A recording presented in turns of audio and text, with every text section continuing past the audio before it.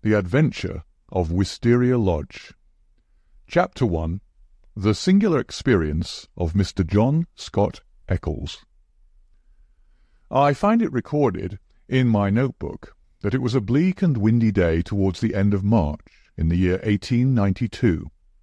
Holmes had received a telegram while we sat at our lunch, and he had scribbled a reply.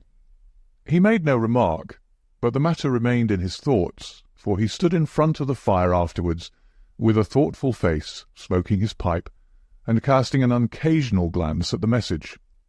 Suddenly he turned upon me with a mischievous twinkle in his eyes. "I suppose, Watson, we must look upon you as a man of letters," said he. "How do you define the word grotesque?" "Strange, remarkable," I suggested. He shook his head at my definition. "There is surely something more than that," said he. "Some underlying suggestion of the tragic and the terrible. If you cast your mind back to some of those narratives with which you have afflicted a long-suffering public, you will recognize how often the grotesque has deepened into the criminal. Think of that little affair of the red-headed men. That was grotesque enough in the outset, and yet it ended in a desperate attempt at robbery. Or again, there was that most grotesque affair of the 5 orange pips, which led straight to a murderous conspiracy. The word puts me on the alert." "Have you it there?" I asked. He read the telegram aloud. "Have just had most incredible and grotesque experience. May I consult you? Scott Eccles, Post Office, Charing Cross." "Man or a woman?" I asked. "Oh, man, of course. No woman would ever send a reply-paid telegram. She would have come." "Will you see him?" "My dear Watson, you know how bored I have been since we locked up Colonel Carruthers. My mind is like a racing engine, tearing itself to pieces because it is not connected up with the work for which it was built. Life is commonplace, the papers are sterile, audacity and romance seem to have passed forever from the criminal world. Can you ask me, then, whether I am ready to look into any new problem, however trivial it may prove? But here, unless I am mistaken, is our client." A measured step was heard upon the stairs, and a moment later a stout, tall, grey-whiskered and solemnly respectable person was ushered into the room. His life history was written in his heavy features and pompous manner. From his spats to his gold-rimmed spectacles, he was a conservative, a churchman, a good citizen, orthodox and conventional to the last degree. But some amazing experience had disturbed his native composure, and left its traces in his bristling hair, his flushed, angry cheeks, and his flurried, excited manner. He plunged instantly into his business. "I have had a most singular and unpleasant experience, Mr. Holmes," said he. "Never in my life have I been placed in such a situation. It is most improper, most outrageous. I must insist upon some explanation." He swelled and puffed in his anger. "Pray sit down, Mr. Scott Eccles," said Holmes in a soothing voice. "May I ask, in the first place, why you came to me at all?" "Well, sir, it did not appear to be a matter which concerned the police. And yet, when you've heard the facts, you must admit that I would not leave it where it was. Private detectives are a class with whom I have absolutely no sympathy, but none the less, having heard your name—" "Quite so. But in the second place, why did you not come at once?" Holmes glanced at his watch. "It is 2:15, he said. "Your telegram was dispatched about 1, but no one can glance at your toilet and attire without seeing that your disturbance dates from the moment of your waking." Our client smoothed down his unbrushed hair and felt his unshaven chin. "You are right, Mr. Holmes. I never gave a thought to my toilet. I was only too glad to get out of such a house. But I have been running round making inquiries before I came to you. I went to the house agents, you know, and they said that Mr. Garcia's rent was paid up all right, and that everything was in order at Wisteria Lodge." "Come, come, sir," said Holmes, laughing. "You're like my friend Dr. Watson, who has a bad habit of telling his stories wrong end foremost. please arrange your thoughts and let me know, in their due sequence, exactly what those events are which have sent you out unbrushed and unkempt, with dress boots and waistcoat buttoned awry, in search of advice and assistance." Our client looked down with a rueful face at his own unconventional appearance. "I'm sure it must look very bad, Mr. Holmes, and I'm not aware that in my whole life such a thing has ever happened before. But I will tell you the whole queer business, and when I have done so you will admit, I am sure, that there has been enough to excuse me." But his narrative was nipped in the bud. There was a bustle outside, and Mrs. Hudson opened the door to usher in two robust and official-looking individuals, one of whom was well known to us as Inspector Gregson of Scotland Yard, an energetic, gallant, and, within his limitations, a capable officer. He shook hands with Holmes, and introduced his comrade as Inspector Baines of the Surrey Constabulary. "We are hunting together, Mr. Holmes, and our trail lay in this direction." He turned his bulldog eyes upon our visitor. "Are you Mr. John Scott Eccles of Popham House, Lee?" "I am. We've been following you about all the morning." "You traced him through the telegram, no doubt," said Holmes. "Exactly, Mr. Holmes. We picked up the scent at Charing Cross Post Office and came on here." "But why did you follow me? What do you want?" "We wish a statement, Mr. Scott Eccles, as to the events which led up to the death last night of Mr. Aloysius Garcia of Wisteria Lodge near Esher." Our client had sat up with staring eyes, and every tinge of colour struck from his astonished face. "Dead? Did you say he was dead?" "Yes, sir, he's dead." "But how? An accident?" "Murder, if ever there was one upon earth." "Good God! This is awful. You don't mean that I'm suspected?" "A letter of yours was found in the dead man's pocket, and we know by it that you had planned to pass last night at his house." "So I did." "Oh, you did you?" Out came the official notebook. "Wait a bit, Gregson," said Sherlock Holmes. "All you desire is a plain statement, is it not?" "And it is my duty to warn Mr. Scott Eccles that it may be used against him." "Mr. Eccles was going to tell us about it when you entered the room, I think. Watson, a brandy and soda would do him no harm. Now, sir, I suggest that you take no notice of this addition to your audience, and that you proceed with your narrative exactly as you would have done had you never been interrupted." Our visitor had gulped off the brandy, and the colour had returned to his face. With a dubious glance at the inspector's notebook, he plunged at once into his extraordinary statement. "I am a bachelor," said he, "and, being of a sociable turn, I cultivate a large number of friends. Among these are the family of a retired brewer called Melville, living at Albemarle Mansion, Kensington. It was at his table that I met some weeks ago a young fellow named Garcia. He was, I understand, of Spanish descent, and connected in some way with the embassy. He spoke perfect English, was pleasing in his manners, and as good-looking a man as ever I saw in my life. In some way we struck up quite a friendship, this young fellow and I. He seemed to take a fancy to me from the first, and within 2 days of our meeting he came to see me at Lee. One thing led to another, and it ended in his inviting me out to spend a few days at his house, Wisteria Lodge, between Esher and Oxshott. Yesterday evening I went to Esher to fulfil this engagement. He had described his household to me before I went there.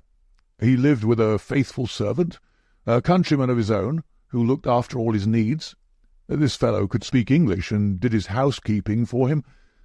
Then there was a wonderful cook, he said, a half-breed whom he had picked up in his travels, who could serve an excellent dinner. I remember that he remarked what a queer household it was to find in the heart of Surrey, and that I agreed with him, though it has proved a good deal queerer than I thought. I drove to the place, about 2 miles on the south side of Esher. The house was a fair-sized one, standing back from the road with a curving drive which was banked with high, evergreen shrubs. It was an old, tumble-down building in a crazy state of disrepair. When the trap pulled up on the grass-grown drive in front of the blotched and weather-stained door, I had doubts as to my wisdom in visiting a man whom I knew so slightly. He opened the door himself, however, and greeted me with a great show of cordiality. I was handed over to the manservant, a melancholy, swarthy individual, who led the way, my bag in his hand, to my bedroom. The whole place was depressing. Our dinner was tete-a-tete, and though my host did his best to be entertaining, his thoughts seemed to continually wander, and he talked so vaguely and wildly that I could hardly understand him. He continually drummed his fingers on the table, gnawed his nails, and gave other signs of nervous impatience. The dinner itself was neither well served nor well cooked, and the gloomy presence of the taciturn servant did not help to enliven us. I can assure you that many times in the course of the evening I wished that I could invent some excuse which would take me back to Lee. One thing comes back to my memory, which may have a bearing upon the business that you two gentlemen are investigating. I thought nothing of it at the time. Near the end of dinner, a note was handed in by the servant. I noticed that after my host had read it, he seemed even more distrait and strange than ever. He gave up all pretence at conversation and sat smoking endless cigarettes, lost in his own thoughts. But he made no remark as to the contents. About 11, I was glad to go to bed. Some time later, Garcia looked in at my door. The room was dark at the time, and asked me if I had rung. I said I had not. He apologized for having disturbed me so late, saying that it was nearly 1 o'clock. I dropped off after this and slept soundly all night. And now I come to the amazing part of my tale. When I woke, it was broad daylight. I glanced at my watch, and the time was nearly 9. I had particularly asked to be called at 8, so I was very much astonished at this forgetfulness. I sprang up and rang for the servant. There was no response. I rang again and again, with the same result. Then I came to the conclusion that the bell was out of order. I huddled on my clothes and hurried downstairs in an exceedingly bad temper to order some hot water. You can imagine my surprise when I found that there was no one there. I shouted in the hall. There was no answer. Then I ran from room to room. All were deserted. My host had shown me which was his bedroom the night before, so I knocked at the door. No reply. I turned the handle and walked in. The room was empty, and the bed had never been slept in. He'd gone with the rest. The foreign host, the foreign footman, the foreign cook, all had vanished in the night. There was the end of my visit to Wisteria Lodge. Sherlock Holmes was rubbing his hands and chuckling as he added this bizarre incident to his collection of strange episodes. "Your experience is, so far as I know, perfectly unique," said he. "May I ask, sir, what you did then?" I was furious. My first idea was that I had been the victim of some absurd practical joke. I packed my things, banged the hall door behind me, and set off for Esher with my bag in my hand. I called at Allen Brothers, the chief land agents in the village, and found that it was from this firm that the villa had been rented. It struck me that the whole proceeding could hardly be for the purpose of making a fool of me, and that the main object must be to get out of the rent. It is late in March, so quarter day is at hand.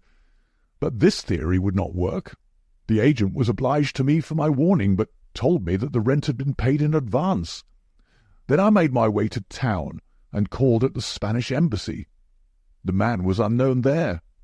After this I went to see Melville, at whose house I had first met Garcia, but I found that he really knew rather less about him than I did.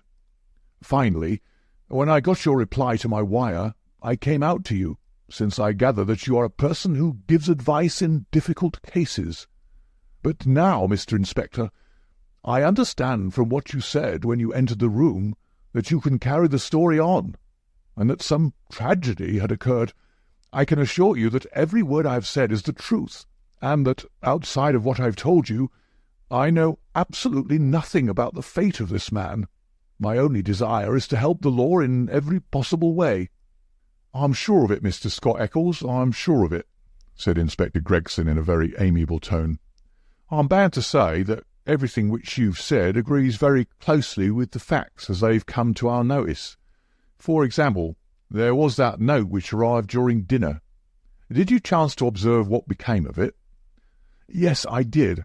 Garcia rolled it up and threw it into the fire." "What do you say to that, Mr. Baines?" The country detective was a stout, puffy red man whose face was only redeemed from grossness by two extraordinarily bright eyes, almost hidden behind the heavy creases of cheek and brow.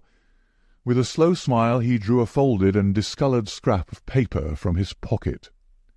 "It was a dog grate, Mr. Holmes, and he overpitched it. I picked this out, unburned from the back of it." Holmes smiled his appreciation. "You must have examined the house very carefully to find a single pellet of paper." "I did, Mr. Holmes. It's my way. Shall I read it, Mr. Gregson?" The Londoner nodded. "The note is written upon ordinary cream-laid paper without watermark. It is a quarter sheet. The paper is cut off in 2 snips with a short bladed scissors. It has been folded over 3 times and sealed with purple wax, put on hurriedly and pressed down with some flat oval object. It is addressed to Mr. Garcia, Wisteria Lodge. It says, 'Our own colours, green and white.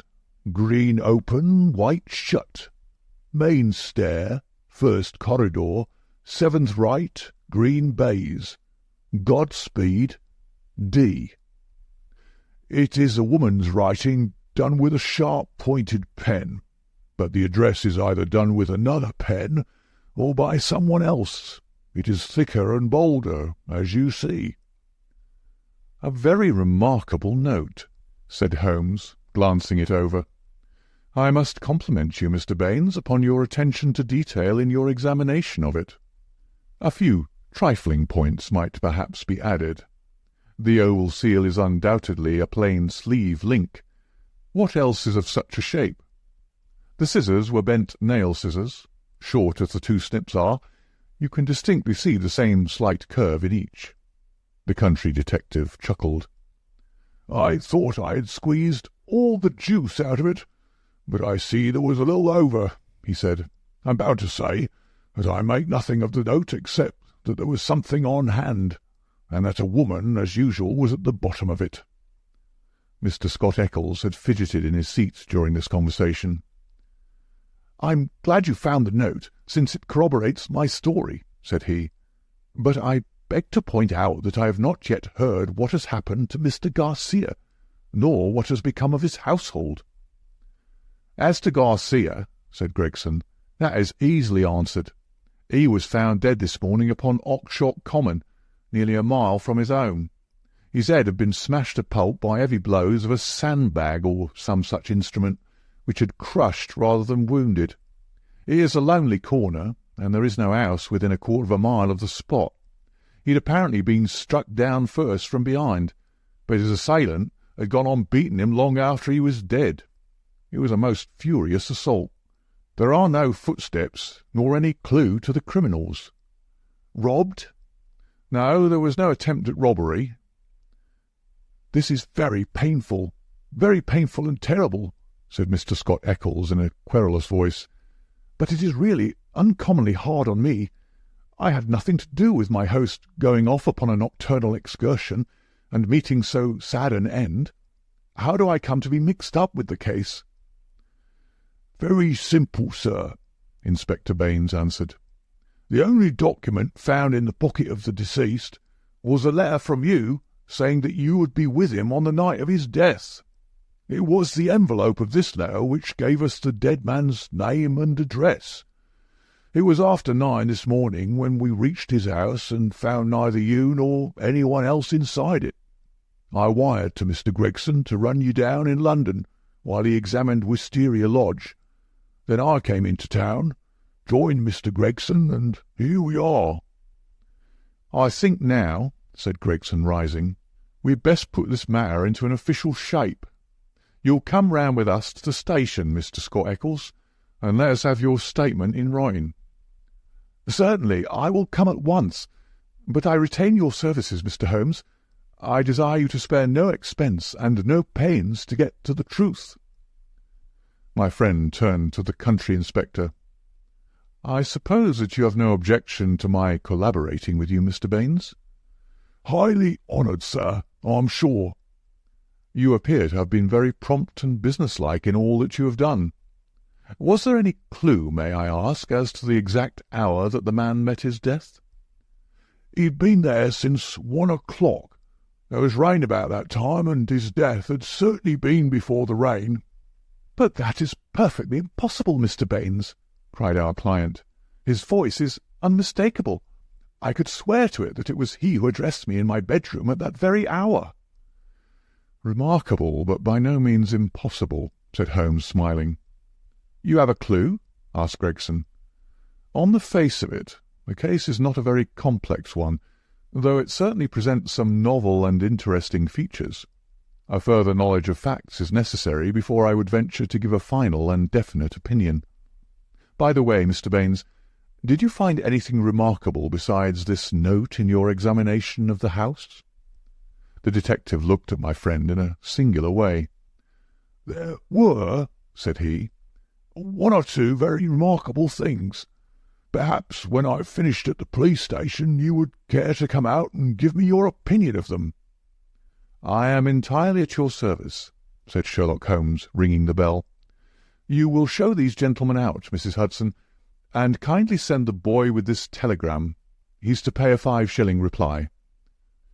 We sat for some time in silence after our visitors had left.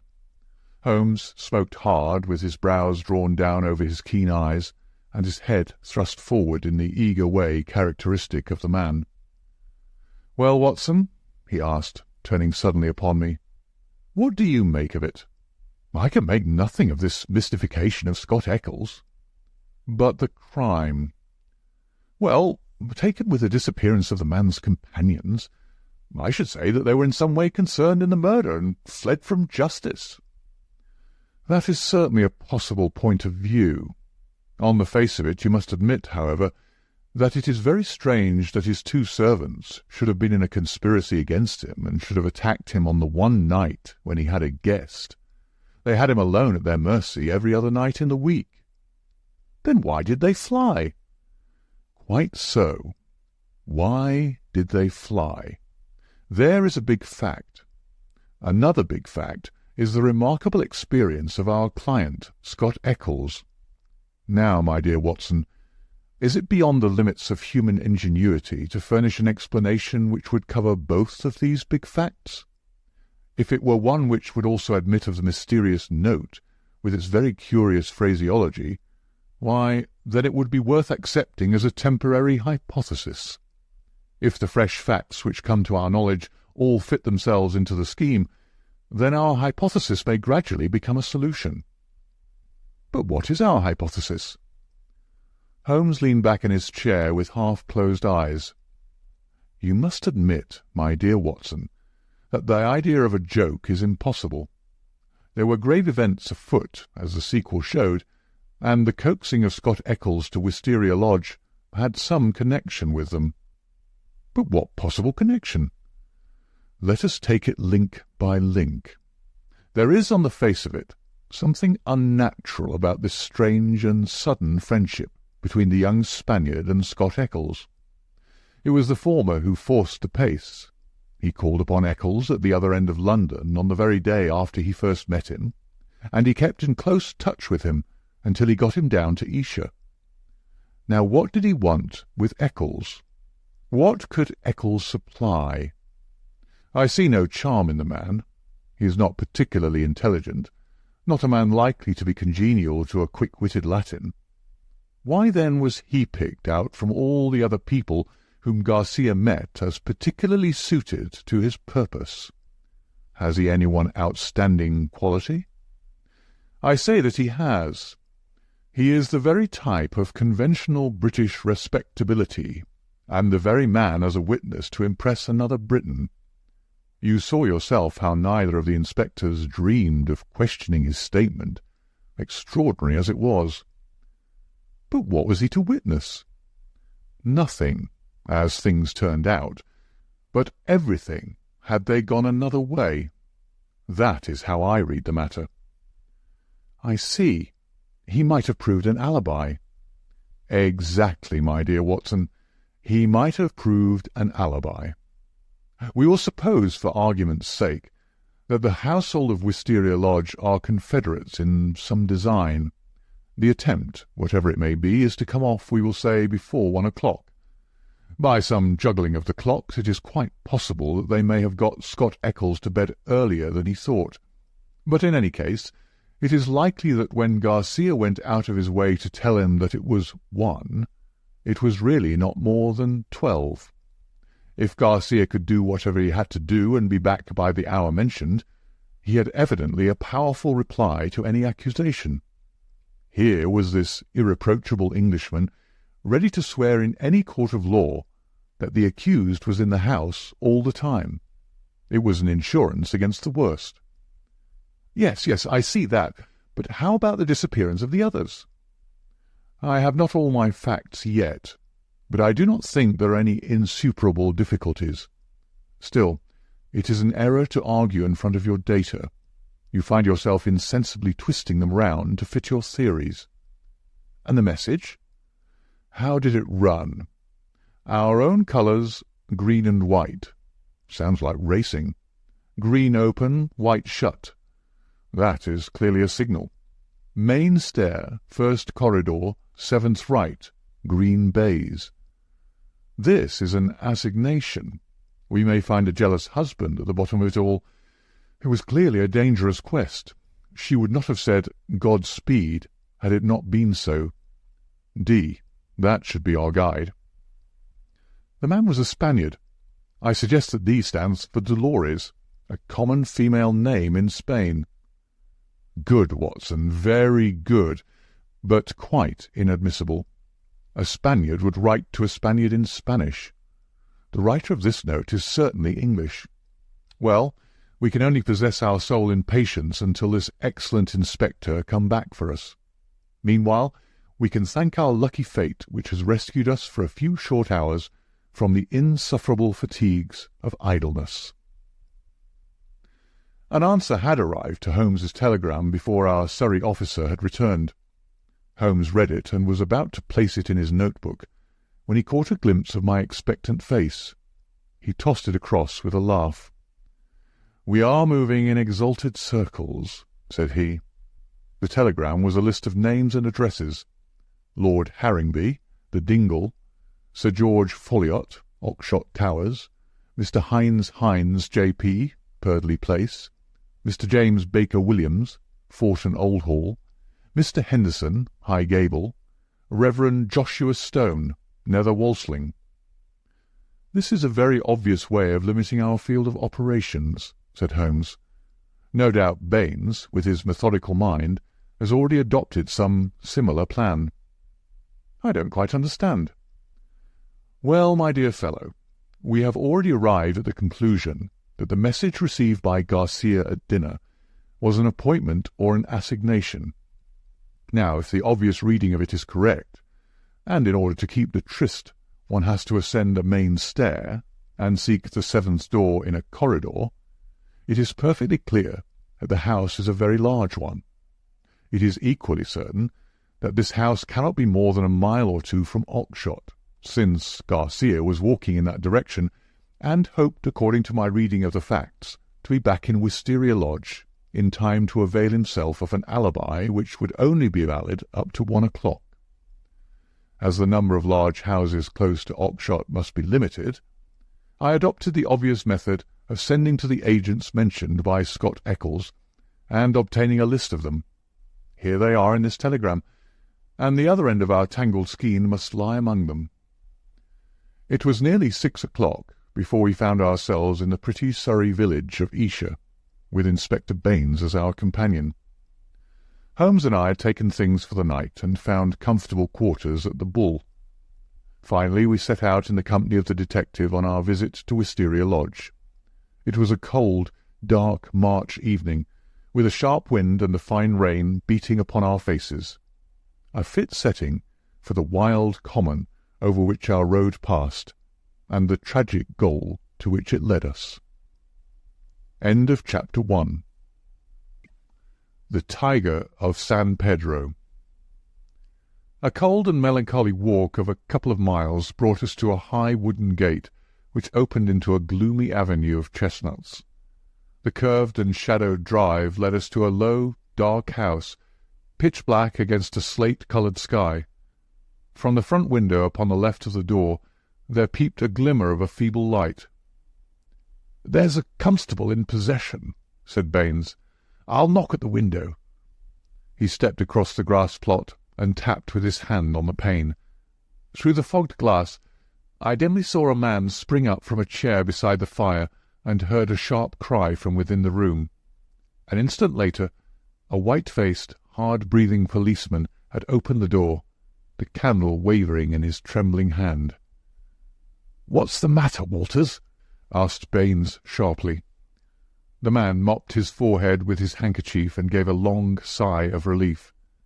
"I'm glad you've come, sir. It's been a long evening, and I don't think my nerve is as good as it was." "Your nerve, Walters? I should not have thought you had a nerve in your body." "Well, sir, it's this lonely, silent house and the queer thing in the kitchen. Then when you tapped at the window I thought it had come again." "That what had come again?" "The devil, sir. For all I know, it was at the window." "What was at the window, and when?" "It was just about 2 hours ago. The light was just fading. I was sitting reading in the chair. I don't know what made me look up, but there was a face looking in at me through the lower pane. Lord, sir, what a face it was! I'll see it in my dreams." "Tut, tut, Walters. This is not talk for a police constable." "I know, sir, I know, but it shook me, sir, and there's no use to deny it. It wasn't black, sir, nor was it white, nor any colour that I know, but a kind of queer shade, like clay with a splash of milk in it. Then there was the size of it. It was twice yours, sir. And the look of it, the great staring goggle eyes, and a line of white teeth like a hungry beast. I tell you, sir, I couldn't move a finger, nor get my breath, till it whisked away and it was gone. Out I ran, and through the shrubbery, but thank God there was no one there." "If I didn't know you were a good man, Walters, I should put a black mark against you for this. If it were the devil himself, a constable on duty should never thank God that he could not lay his hands upon him. I suppose the whole thing is not a vision and a touch of nerves." "That at least is very easily settled," said Holmes, lighting his little pocket lantern. "Yes," he reported after a short examination of the grass bed. "A number 12 shoe, I should say. If he was all on the same scale as his foot, he must certainly have been a giant." "What became of him?" "He seems to have broken through the shrubbery and made for the road." "Well," said the inspector with a grave and thoughtful face, "whoever he may have been, and whatever he may have wanted, he's gone for the present, and we have more immediate things to attend to. Now, Mr. Holmes, with your permission, I will show you round the house." The various bedrooms and sitting-rooms had yielded nothing to a careful search. Apparently the tenants had brought little or nothing with them, and all the furniture down to the smallest details had been taken over with the house. A good deal of clothing, with the stamp of Marks & Co., High Holborn, had been left behind. Telegraphic inquiries had been already made which showed that Marks knew nothing of his customer, save that he was a good payer. Odds and ends, some pipes, a few novels, 2 of them in Spanish, an old-fashioned pin-fire revolver, and a guitar were among the personal property. "Nothing in all this," said Baines, stalking, candle in hand, from room to room. But now, Mr. Holmes, I invite your attention to the kitchen." It was a gloomy, high-ceilinged room at the back of the house, with a straw litter in one corner which served apparently as a bed for the cook. The table was piled with half-eaten dishes and dirty plates, the debris of last night's dinner. "Look at this," said Baines. "What do you make of it?" He held up his candle before an extraordinary object, which stood at the back of the dresser. It was so wrinkled and shrunken and withered that it was difficult to say what it might have been. One could but say that it was black and leathery, and that it bore some resemblance to a dwarfish human figure. At first, as I examined it, I thought that it was a mummified negro baby, and then it seemed a very twisted and ancient monkey. Finally, I was left in doubt as to whether it was animal or human. A double band of white shells were strung around the centre of it. "Very interesting, very interesting indeed," said Holmes, peering at this sinister relic. "Anything more?" In silence, Baines led the way to the sink and held forward his candle.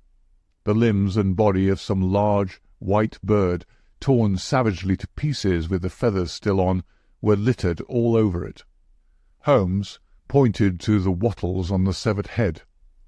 "A white cock," said he. "Most interesting. It is really a very curious case." But Mr. Baines had kept his most sinister exhibit to the last. From under the sink he drew a zinc pail which contained a quantity of blood.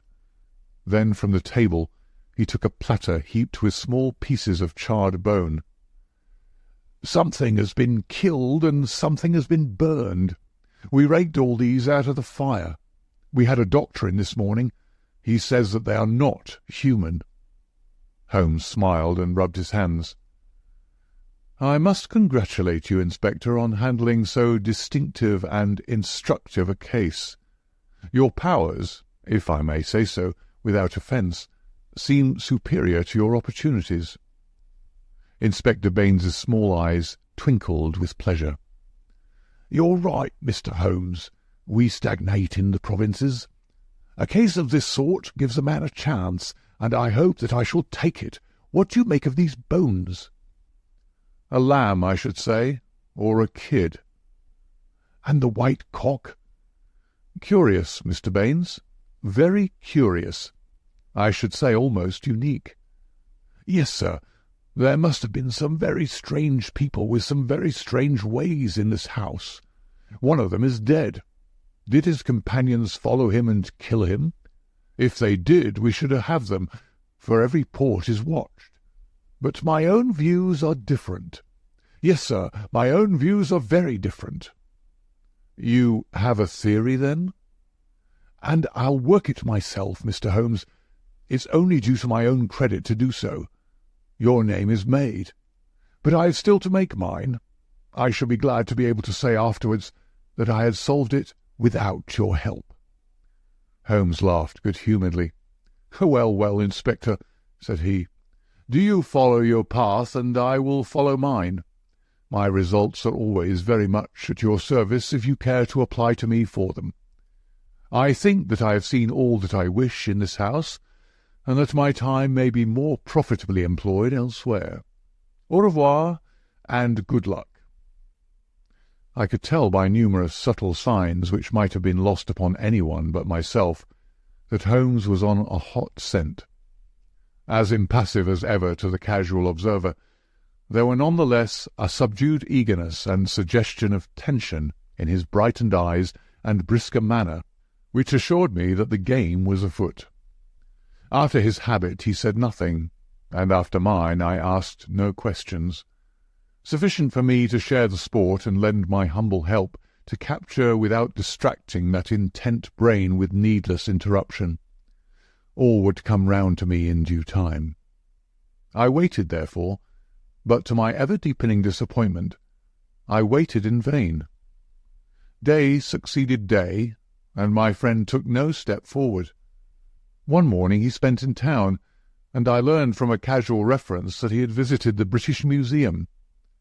Save for this one excursion, he spent his days in long and often solitary walks, or in chatting with a number of village gossips whose acquaintance he had cultivated.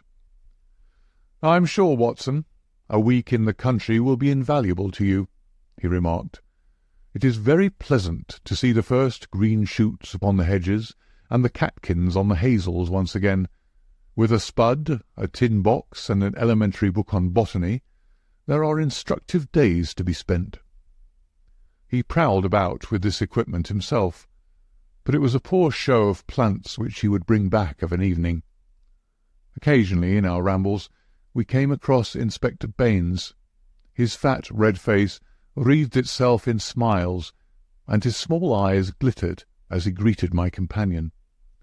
He said little about the case, but from that little we gathered that he also was not dissatisfied at the course of events. I must admit, however, that I was somewhat surprised when, some 5 days after the crime, I opened my morning paper to find in large letters, "The Oakshott Mystery, a Solution. Arrest of Supposed Assassin." Holmes sprang in his chair as if he'd been stung when I read the headlines. "By Jove!" he cried. "You don't mean that Baines has got him?" "Apparently," said I as I read the following report. "Great excitement was caused in Esher and the neighbouring district when it was learned late last night that an arrest had been effected in connection with the Oakshott murder. It will be remembered that Mr. Garcia of Wisteria Lodge was found dead on Oakshott Common, his body showing signs of extreme violence, and that on the same night his servant and his cook fled, which appeared to show their participation in the crime. It was suggested, but never proved, that the deceased gentleman may have had valuables in the house, and that their abstraction was the motive of the crime. Every effort was made by Inspector Baines, who has the case in hand, to ascertain the hiding-place of the fugitives, and he had good reason to believe that they had not gone far but were lurking in some retreat which had been already prepared. It was certain from the first, however, that they would eventually be detected, as the cook, from the evidence of one or two tradespeople who have caught a glimpse of him through the window, was a man of most remarkable appearance, being a huge and hideous mulatto with yellowish features of a pronounced negroid type. This man has been seen since the crime, for he was detected and pursued by Constable Walters on the same evening when he had had the audacity to revisit Wisteria Lodge. Inspector Baines, considering that such a visit must have some purpose in view, and was likely, therefore, to be repeated, abandoned the house, but left an ambuscade in the shrubbery. The man walked into the trap, and was captured last night after a struggle in which Constable Downing was badly bitten by the savage. We understand that when the prisoner is brought before the magistrates, a remand will be applied for by the police, and that great developments are hoped from his capture. "Really, we must see Baines at once," cried Holmes, picking up his hat. "We will just catch him before he starts." We hurried down the village street, and found, as we had expected, that the inspector was just leaving his lodgings. "You've seen the paper, Mr. Holmes?" he asked, holding one out to us. "Yes, Baines, I've seen it. Pray don't think it a liberty if I give you a word of friendly warning." "Of warning, Mr. Holmes?" "I have looked into this case with some care, and I am not convinced that you are on the right lines. I don't want you to commit yourself too far unless you are sure." "You're very kind, Mr. Holmes." "I assure you I speak for your good." It seemed to me that something like a wink quivered for an instant over one of Mr. Baines's tiny eyes. "We agreed to work on our own lines, Mr. Holmes. That's what I'm doing." "Oh, very good," said Holmes. "Don't blame me." "No, sir. I believe you mean well by me, but we all have our own systems, Mr. Holmes. You have yours, and maybe I have mine." "Let us say no more about it." "You're welcome always to my news. This fellow is a perfect savage, as strong as a cart-horse and as fierce as the devil. He chewed Downing's thumb nearly off before they could master him, He hardly speaks a word of English, and we can get nothing out of him but grunts." "And you think you have evidence that he murdered his late master?" "I didn't say so, Mr. Holmes. I didn't say so. We all have our little ways. You try yours, and I will try mine. That's the agreement." Holmes shrugged his shoulders as we walked away together. "I can't make the man out. He seems to be riding for a fall. Well, as he says, we must each try our own way and see what comes of it. But there's something in Inspector Baines which I can't quite understand." "Just sit down in that chair, Watson," said Sherlock Holmes when we had returned to our apartment at the Bull. "I want to put you in touch with the situation, as I may need your help tonight. Let me show you the evolution of this case, so far as I have been able to follow it. Simple as it has been in its leading features, it has none the less presented surprising difficulties in the way of an arrest. There are gaps in that direction which we may have to still fill. We still go back to the note which was handed in to Garcia upon the evening of his death. We may put aside this idea of Baines's that Garcia's servants were concerned in the matter. The proof of this lies in the fact that it was he who had arranged for the presence of Scott Eccles, which could only have been done for the purpose of an alibi. It was Garcia, then, who had an enterprise, and apparently a criminal enterprise, in hand that night in the course of which he met his death. I say criminal, because only a man with a criminal enterprise desires to establish an alibi. Who, then, is most likely to have taken his life? Surely the person against whom the criminal enterprise was directed. So far it seems to me that we are on safe ground. We can now see a reason for the disappearance of Garcia's household. They were all confederates in the same unknown crime. If it came off when Garcia returned, any possible suspicion would be warded off by the Englishman's evidence, and all would be well. But the attempt was a dangerous one, and if Garcia did not return by a certain hour, it was probable that his own life had been sacrificed. It had been arranged, therefore, that in such a case his two subordinates were to make for some prearranged spot where they could escape investigation and be in a position afterwards to renew their attempt. That would fully explain the facts, would it not? The whole inexplicable tangle seemed to straighten out before me. I wondered, as I always did, how it had not been obvious to me before. But why should one's servant return? We can imagine that in the confusion of flight, something precious, something which he could not bear to part with, had been left behind. That would explain his persistence, would it not? Well, what is the next step? The next step is the note received by Garcia at the dinner. It indicates a confederate at the other end. Now, where was the other end? I have already shown you that it could only lie in some large house, and that the number of large houses is limited. My first days in this village were devoted to a series of walks in which, in the intervals of my botanical researches, I made a reconnaissance of all the large houses and an examination of the family history of the occupants. One house, and only one, riveted my attention. It is the famous old Jacobean grange of High Gable, 1 mile on the farther side of Oxshott and less than half a mile from the scene of the tragedy. The other mansions belong to prosaic and respectable people who live far aloof from romance. But Mr. Henderson of High Gable was by all accounts a curious man to whom curious adventures might befall. I concentrated my attention, therefore, upon him and his household.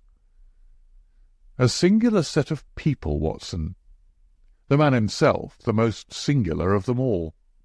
I managed to see him on a plausible pretext, but I seemed to read in his dark, deepest, brooding eyes that he was perfectly aware of my true business. He is a man of 50, strong, active, with iron-grey hair, great bunched black eyebrows, the step of a deer and the air of an emperor. A fierce, masterful man with a red-hot spirit behind his parchment face. He is either a foreigner or has lived long in the tropics, for he is yellow and sapless, but tough as whipcord. His friend and secretary, Mr. Lucas, is undoubtedly a foreigner, chocolate-brown, wily, suave and cat-like, with a poisonous gentleness of speech. You see, Watson, we have come already upon 2 sets of foreigners, one at Wisteria Lodge and one at High Gable. So our gaps are beginning to close. These 2 men, close and confidential friends, are the centre of the household. But there is one other person who for our immediate purpose may be even more important. Henderson has 2 children, girls of 11 and 13.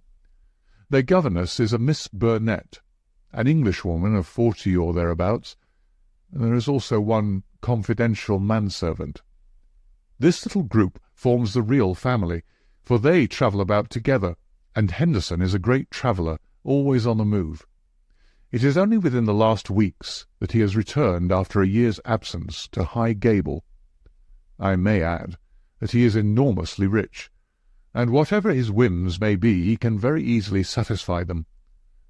For the rest, his house is full of butlers, footmen, maidservants, and the usual overfed, underworked staff of a large English country house. So much I learned partly from village gossip, and partly from my own observation. There are no better instruments than discharged servants with a grievance, and I was lucky enough to find one. I call it luck, but it would not have come my way had I not been looking out for it. As Baines remarks, we all have our systems. It was my system which enabled me to find John Warner, late gardener of High Gable, sacked in a moment of temper by his imperious employer. He in turn had friends among the indoor servants, who unite in their fear and dislike of their master. So I had my key to the secrets of the establishment. Curious people, Watson. I don't pretend to understand it all yet, but very curious people anyway. It's a double-winged house, and the servants live on one side, the family on the other. There's no link between the two, save for Henderson's own servant, who serves the family's meals. Everything is carried to a certain door, which forms the one connection. Governess and children hardly go out at all except into the garden. Henderson never by any chance walks alone. His dark secretary is like his shadow. The gossip among the servants is that their master is terribly afraid of something. "Sold his soul to the devil in exchange for money," says Warner, "and expects his creditor to come up and claim his own." Where they came from or who they are, nobody has an idea. They are very violent. Twice Henderson has lashed at folk with his dog-whip, and only his long purse and heavy compensation have kept him out of the courts. Well now, Watson, let us judge the situation by this new information. We may take it that the letter came out of this strange household and was an invitation to Garcia to carry out some attempt which had already been planned. Who wrote the note? It was someone within the citadel, and it was a woman. Who then but Miss Burnet, the governess? All our reasoning seems to point that way. At any rate, we may take it as a hypothesis and see what consequences it would entail. I may add that Miss Burnet's age and character make it certain that my first idea that there might be a love interest in our story is out of the question. If she wrote the note, she was presumably the friend and confederate of Garcia. What, then, might she be expected to do if she heard of his death? If he met it in some nefarious enterprise, her lips might be sealed. Still, in her heart she must retain bitterness and hatred against those who had killed him, and would presumably help so far as she could to have revenge upon them. Could we see her, then, and try to use her? That was my first thought. But now we come to a sinister fact. Miss Burnet has not been seen by any human eye since the night of the murder. From that evening she has utterly vanished. Is she alive? Has she perhaps met her end on the same night as the friend whom she had summoned? Or is she merely a prisoner? There is the point which we still have to decide. You will appreciate the difficulty of the situation, Watson. There is nothing upon which we can apply for a warrant. Our whole scheme might seem fantastic if laid before a magistrate. The woman's disappearance counts for nothing, since in that extraordinary household any member of it might be invisible for a week. And yet she may at the present moment be in danger of her life. All I can do is to watch the house and leave my agent Warner on guard at the gates. We can't let such a situation continue. If the law can do nothing, we must take the risk ourselves. What do you suggest? I know which is her room.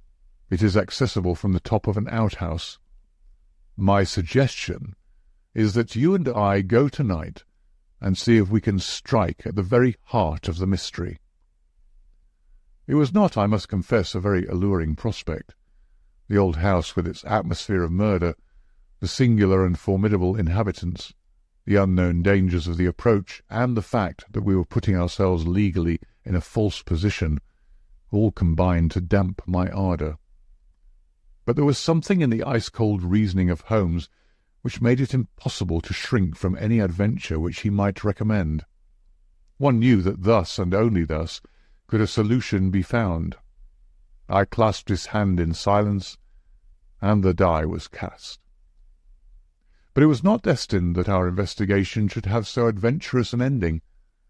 It was about 5 o'clock, and the shadows of the March evening were beginning to fall when an excited rustic rushed into our room. "They've gone, Mr. Holmes. They went by the last train. The lady broke away, and I've got her in a cab downstairs." "Excellent, Warner," cried Holmes, springing to his feet. "Watson, the gaps are closing rapidly."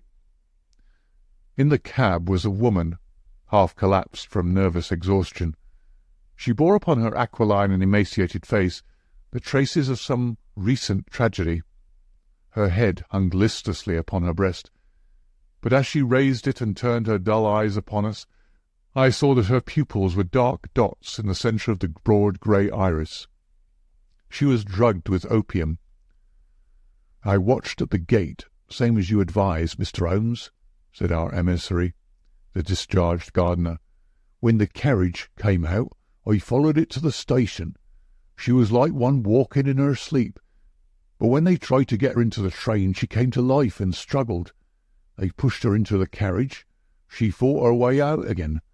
I took her part, got her in a cab, and here we are.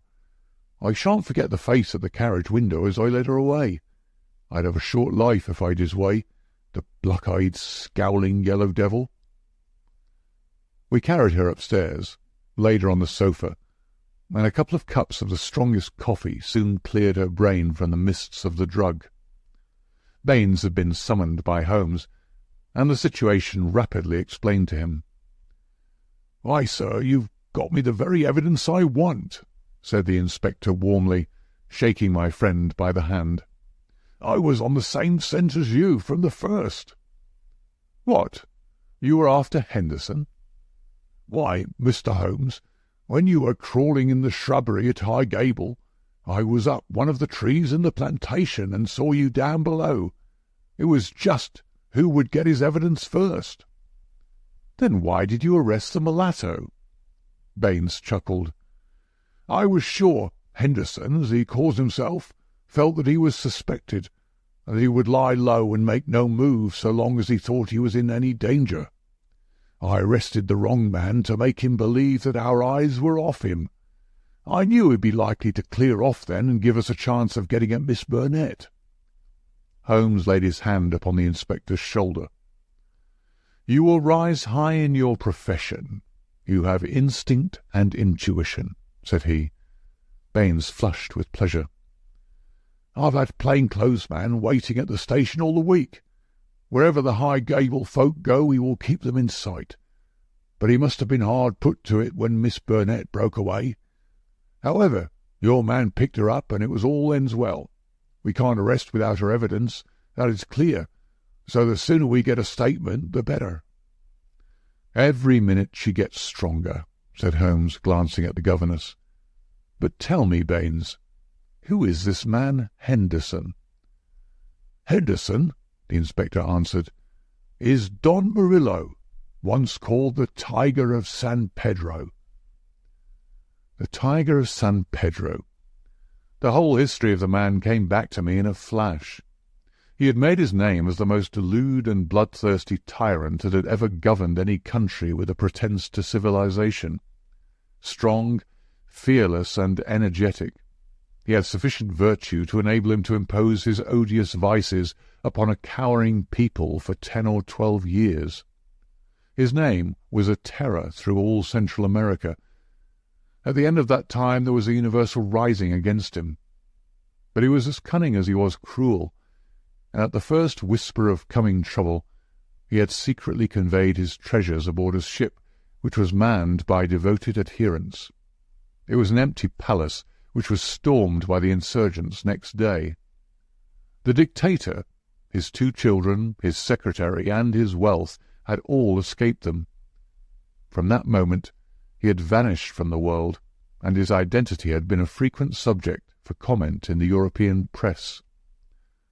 "Yes, sir, Don Murillo, the Tiger of San Pedro," said Baines. "If you look it up, you will find that the San Pedro colours are green and white, same as in the note, Mr. Holmes.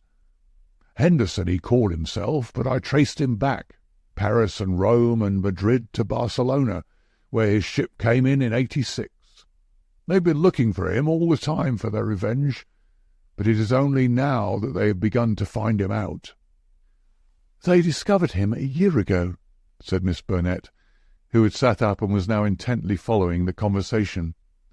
"Once already his life has been attempted, but some evil spirit shielded him. Now again it is the noble chivalrous Garcia who has fallen, while the monster goes safe. But another will come, and yet another, until some day justice will be done. That is as certain as the rise of tomorrow's sun." Her thin hands clenched, and her worn face blanched with the passion of her hatred. "But how come you into this matter, Miss Burnet?" asked Holmes. "How can an English lady join in such a murderous affair?" "I join in it because there is no other way in the world by which justice can be gained. What does the law of England care for the rivers of blood shed years ago in San Pedro, or for the shipload of treasure which this man has stolen? To you they are like crimes committed in some other planet. But we know. We have learned the truth in sorrow and in suffering. To us there is no fiend in hell like Juan Murillo, and no peace in life while his victims still cry for vengeance." "No doubt," said Holmes. "He was, as you say, I have heard that he was atrocious. But how are you affected?" "I will tell you it all. This villain's policy was to murder, on one pretext or another, every man who showed such promise that he might in time come to be a dangerous rival. My husband, yes, my real name is Signora Victorio Durando, was the San Pedro minister in London. He met me and married me there. A nobler man never lived upon earth. Unhappily, Murillo heard of his excellence, recalled him on some pretext, and had him shot. With a premonition of his fate, he had refused to take me with him. His estates were confiscated, and I was left with a pittance and a broken heart. Then came the downfall of the tyrant. He escaped, as you have just described, but the many whose lives he had ruined, whose nearest and dearest had suffered torture and death at his hands, would not let the matter rest. They banded themselves into a society which should never be dissolved until the work was done. It was my part, after we had discovered in the transformed Henderson the fallen despot, to attach myself to his household, and keep the others in touch with his movements. This I was able to do by securing the position of governess in his family. He little knew that the woman who faced him at every meal was the woman whose husband he had hurried at an hour's notice into eternity. I smiled on him, did my duty to his children, and bided my time. An attempt was made in Paris and failed. We zigzagged swiftly here and there over Europe to throw off the pursuers and finally returned to this house, which he had taken upon his first arrival in England. But here also the ministers of justice were waiting. Knowing that he would return there, Garcia, who is the son of the former highest dignitary in San Pedro, was waiting with 2 trusty companions of humble station, all 3 fired with the same reasons for revenge. He could do little during the day, for Murillo took every precaution, and never went out save with his satellite Lucas, or Lopez, as he was known in the days of his greatness. At night, however, he slept alone, and the avenger might find him. On a certain evening, which had been prearranged, I sent my friend final instructions, for the man was forever on the alert, and continually changed his room. I was to see that the doors were open, and the signal of a green or white light in a window which faced the drive was to give notice if all was safe, or if the attempt had better be postponed. But everything went wrong with us. In some way I had excited the suspicion of Lopez the secretary. He crept up behind me and sprang upon me just as I had finished the note. He and his master dragged me to my room and held judgment upon me as a convicted traitress. Then and there they would have plunged their knives into me could they have seen how to escape the consequences of the deed. Finally, after much debate, they concluded that my murder was too dangerous, but they determined to get rid forever of Garcia. They had gagged me, and Murillo twisted my arm around until I gave him the address. I swear that he might have twisted it off had I understood what it would mean to Garcia. Lopez addressed the note which I had written, sealed it with his sleeve link, and sent it by the hand of the servant, Jose. How they murdered him I do not know, save that it was Murillo's hand who struck him down, for Lopez had remained to guard me. I believe he must have waited among the gorse bushes through which the path winds and struck him down as he passed. At first they were of a mind to let him enter the house and to kill him as a detected burglar, but they argued that if they were mixed up in an inquiry with their own identity would at once be publicly disclosed, and they would be open to further attacks. With the death of Garcia, the pursuit might cease, since such a death might frighten others from the task. All would now have been well for them, had it not been for my knowledge of what they had done. I have no doubt that there were times when my life hung in the balance. I was confined to my room, terrorized by the most horrible threats, cruelly ill-used to break my spirit. See this stab on my shoulder, and the bruises from the end to end of my arms, and a gag was thrust into my mouth on the one occasion when I tried to call from the window. For 5 days this cruel imprisonment continued, with hardly enough food to hold body and soul together. This afternoon a good lunch was brought me, but the moment after I took it I knew that I had been drugged. In a sort of dream I remember being half led, half carried to the carriage. In the same state I was conveyed to the train. Only then, when the wheels were almost moving, did I suddenly realize that my liberty lay in my own hands. I sprang out.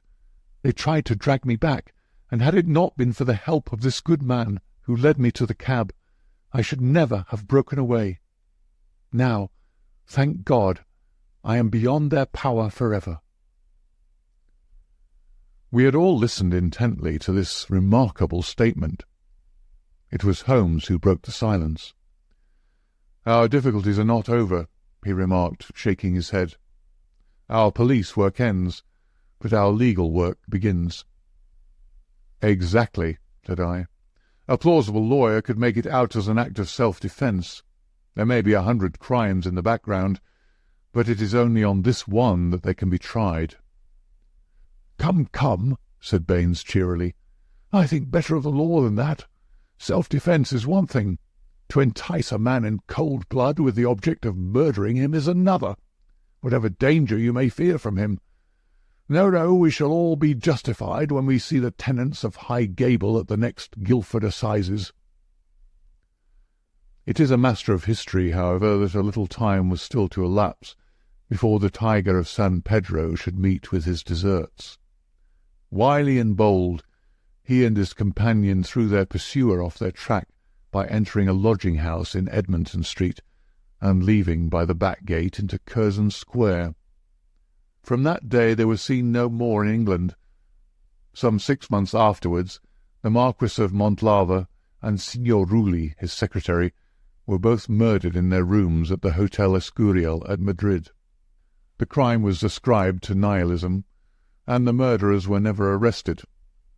Inspector Baines visited us at Baker Street with a printed description of the dark face of the secretary and of the masterful features, the magnetic black eyes, and the tufted brows of his master. We could not doubt that justice, if belated, had come at last. "A chaotic case, my dear Watson," said Holmes over an evening pipe. "It will not be possible for you to present in that compact form which is dear to your heart.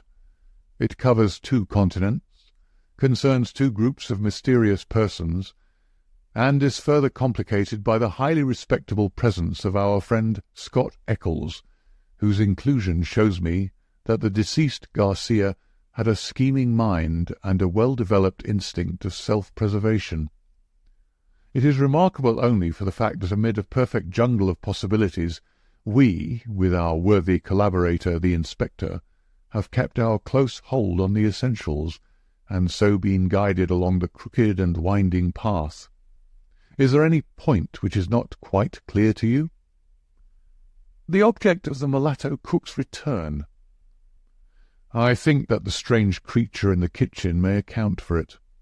The man was a primitive savage from the backwoods of San Pedro, and this was his fetish. When his companion, and he had fled to some prearranged retreat, already occupied, no doubt, by a confederate, the companion had persuaded him to leave so compromising an article of furniture. But the mulatto's heart was with it, and he was driven back to it next day, when, on reconnoitring through the window, he found Policeman Walters in possession. He waited 3 days longer, and then his piety or his superstition drove him to try once more. Inspector Baines, who with his usual astuteness had minimized the incident before me, had really recognized its importance and had left a trap into which the creature walked. Any other point, Watson?" "The torn bird, the pail of blood, the charred bones, all the mystery of that weird kitchen." Holmes smiled as he turned up an entry in his notebook. "I spent a morning in the British Museum reading up on that and other points. Here is a quotation from Eckermann's Voodooism and the Negroid Religions. The true voodoo worshipper attempts nothing of importance without certain sacrifices which are intended to propitiate his unclean gods. In extreme cases, these rites take the form of human sacrifices followed by cannibalism. The more usual victims are a white cock, which is plucked in pieces alive, or a black goat whose throat is cut and body burned. So you see our savage friend was very orthodox in his ritual. It is grotesque, Watson," Holmes added, as he slowly fastened his notebook. "But as I have had occasion to remark, there is but one step from the grotesque to the horrible." End of Chapter 2.